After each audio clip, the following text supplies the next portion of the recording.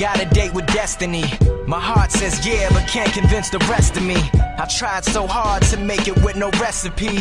My selfish ways caught up and got the best of me. I need redemption, no need to mention my past, cause all that matters now is bigger than diamonds and cash. The glitz, the glamour, the lights, the camera, the action, the stage, the fans, the speakers blasting. You know I want it, I need it, don't doubt it, I can't live without it. This is everything I've dreamed of, it's everything I've ever wanted. But is it really truly in my plans? Or did God mix up my blueprints? Did he have it right there in his hands? Anybody give me a hint? I can feel it now, I know it's coming. And I don't give a fuck what anybody say. I've fallen, I've risen, I chose to select and dismiss it. Incarceration through these bars created a prison, and I intend to do the time that this sentence is given. 25 to life, yeah, that's how I'm living.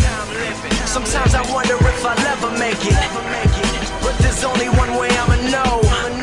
I'm like a seed planted in the dirt.